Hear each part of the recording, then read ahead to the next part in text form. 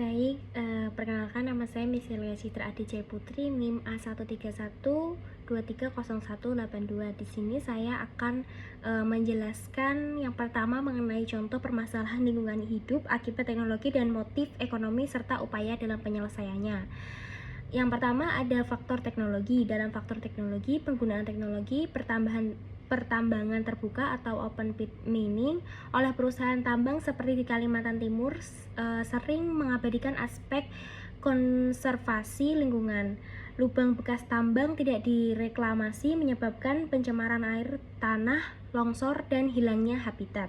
Kemudian yang kedua ada faktor ekonomi, yakni alih fungsi lahan hutan menjadi kebun sawit secara besar-besaran di Sumatera dan Kalimantan merupakan contoh dari motif ekonomi. Perusahaan lebih mengutamakan keuntungan bisnis daripada berkelanjutan lingkungan, menyebabkan deforestasi, kebakaran hutan, dan krisis keanekaragaman hayati. Kemudian ada upaya konkret dalam penyelesaiannya, yakni yang pertama pengetatan regulasi dan pengawasan AMDAL oleh pemerintah, yang kedua mendorong penerapan teknologi ramah lingkungan, dan yang ketiga ada pemberian sanksi administratif dan pidana bagi pelanggar. Kemudian yang soal nomor 2 ada sejarah perkembangan konsep sustainable development. Konsep sustainable development atau pembangunan berkelanjutan pertama kali dikenal melalui laporan Brundtland pada tahun 1987 yang dikeluarkan oleh Komisi Dunia untuk Lingkungan dan Pembangunan. Dalam laporan tersebut, kemudian di Indonesia konsep ini diterapkan sejak konferensi Rio de Janeiro 1992 yang kemudian melahirkan Agenda 21.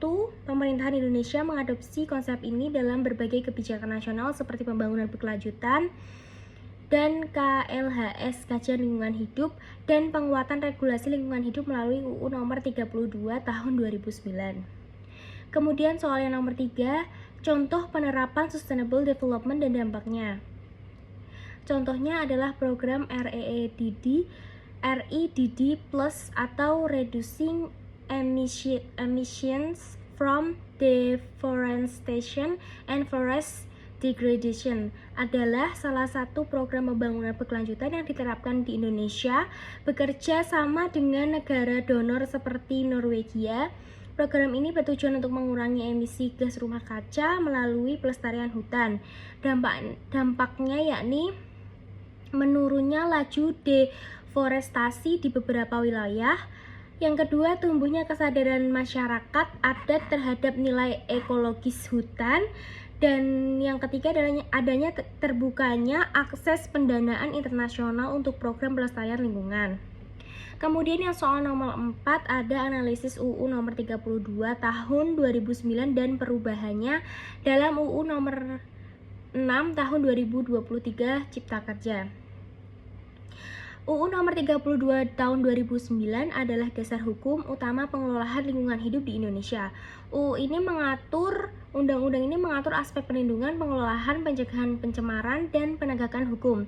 Dalam terbitnya Undang-Undang nomor 6 tahun 2009 sebagai penerapan Perpu Cipta Kerja, terdapat perubahan dalam beberapa pasal penting terkait administrasi, pidana, dan perdata.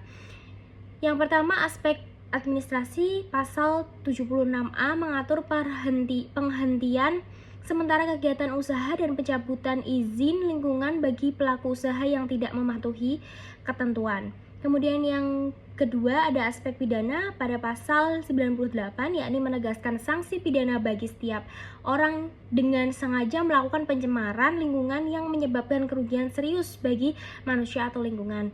Kemudian yang ketiga ada aspek perdata pada pasal 87, mengatur tanggung jawab mutlak pelaku usaha terhadap kerusakan atau pencemaran lingkungan yang ditimbulkannya. Penggugat tidak perlu membuktikan kesalahannya, cukup membuktikan adanya kerugian dan hubungan kausal. Kemudian untuk soal nomor 5, yakni penjelasan mengenai judul paper yang telah saya buat dengan kelompok saya, yakni mengenai analisis keterlibatan masyarakat dalam proses penyusunan AMDAL, studi kasus di kawasan pesisir.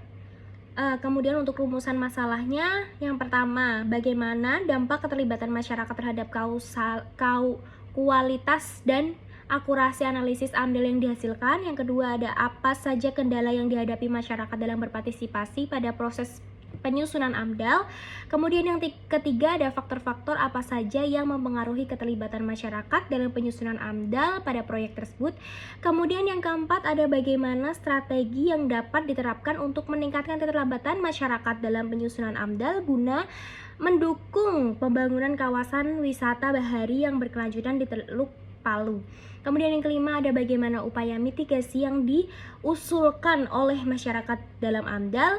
Yang keenam, ada apa harapan masyarakat terhadap hasil dari proses penyusunan AMDAL ini. Kemudian untuk kesimpulan yang saya buat pada tugas kelompok kali ini, yakni analisis mengenai dampak lingkungan atau AMDAL di kawasan pesisir, menegaskan bahwa AMDAL merupakan instrumen penting yang untuk mengidentifikasi dan mengelola dampak lingkungan yang signifikan dari kegiatan pembangunan masyarakat dalam proses penyusunan AMDAL di kawasan pesisir, khususnya pada proyek pembangunan kawasan wisata bahari di Teluk Palu, masih menghadapi berbagai tantangan signifikan. Tingkat partisipasi masyarakat umumnya masih rendah yang disebabkan oleh minim pemahaman tentang pentingnya AMDAL, kurangnya sosialisasi dari pihak pemrakasa dan pemerintah, serta penghambat teknis seperti waktu dan lokasi konsultasi publik yang tidak tepat serta penggunaan bahasa yang sulit dipahami.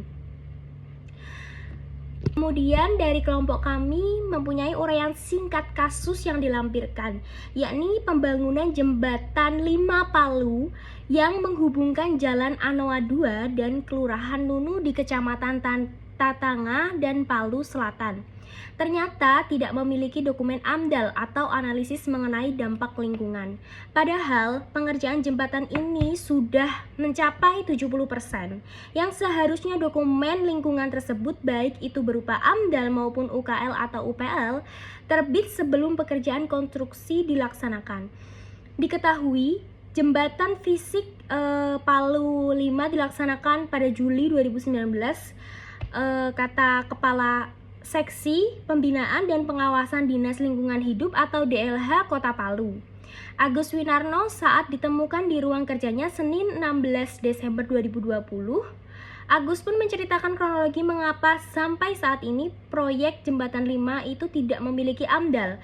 Dia mengatakan bahwa pihaknya baru mengetahui keterangan rencana kota KRK dari Dinas PURPR pada Juli 2019, permohonan secara resmi untuk pembuatan dokumen lingkungan Jembatan 5 di Palu itu diterima pada November 2019. Artinya, sebelum Jembatan 5 Palu dimulai konstruksinya, kami sudah melakukan upaya komunikasi. Kami tidak bisa memaksa PUPR untuk konsultannya membuat dokumen lingkungan ini, meskipun kami dengar anggaran pembuatan dokumen ini melekat pada anggaran proyek itu.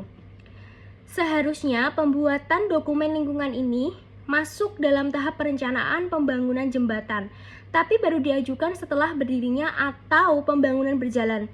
Maka jatuhnya DPLH atau dokumen pengelolaan lingkungan hidup ini adalah dokumen yang harus dipenuhi saat ini, tambahnya.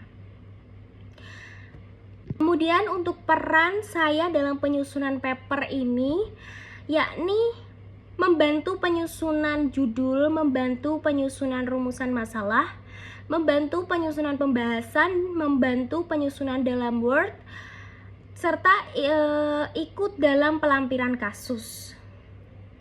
Kemudian soal yang terakhir, yakni deskripsikan secara jelas contoh konkret mengenai bentuk perwujudan dari asas perlindungan dan pengelolaan lingkungan hidup, serta berupa asas kearifan lokal, asas partisipatif, dan asas ekonomi daerah. Untuk yang pertama ada asas kearifan lokal, yakni asas yang memiliki prinsip perlindungan dan pengelolaan lingkungan hidup yang menghargai nilai-nilai adat, tradisi, dan budaya lokal dalam menjaga keseimbangan alam. Contoh konkretnya di Bali, ada sistem pengelolaan air subak yang merupakan warisan budaya yang mencerminkan kearifan lokal dalam pengelolaan lingkungan. Sistem ini mengatur tata air irigasi secara adil dan berkelanjutan berdasarkan nilai spiritual dan sosial masyarakat Bali. Subak tidak hanya menjadi kebutuhan pertanian, tetapi juga melestarikan ekosistem dan sumber air secara tradisional. Kemudian yang kedua ada asas partisipatif, yang merupakan asas ini masyarakat harus dilibatkan secara aktif dalam proses pengambilan keputusan terkait perlindungan dan pengelolaan lingkungan hidup, termasuk dalam penyusunan dokumen AMDAL atau analisis mengenai dampak lingkungan. Contoh konkretnya, dalam proyek reklamasi Teluk Jakarta, masyarakat pesisir dan akademisi melakukan unjuk rasa dan diskusi publik untuk menolak reklamasi karena dianggap merusak lingkungan dan mata pencaharian nelayan. Partisipasi ini menjadi wujud penerapan asas partisipasi meskipun pelaksanaannya belum optimal dari sisi pemerintahan. Namun, dalam beberapa proyek lain, masyarakat berhasil mempengaruhi kebijakan melalui konsultasi publik dalam AMDAL. Kemudian yang ketiga ada asas ekonomi daerah. Asas ini mencerminkan kewenangan pemerintahan daerah dalam mengelola lingkungan hidup sesuai karakteristik wilayah dengan tetap memicu pada kebijakan nasional. Contoh konkretnya, pemerintah Provinsi Masyarakat Timur membentuk peraturan daerah tentang perlindungan dan pengelolaan ekosistem gambut. Perda ini atau peraturan daerah ini merupakan bentuk otonomi daerah dalam melestarikan ekonomi gambut yang rentan rusak akibat pertambangan dan perkebunan. Nah, melalui kewenangan daerah tersebut, pemerintah setempat dapat membuat kebijakan berbasis kebutuhan dan kondisi sesuai dengan lingkungan dan spesifikasi di wilayahnya masing-masing. Sekian penjelasan dari saya. Terima kasih. Assalamualaikum warahmatullahi wabarakatuh.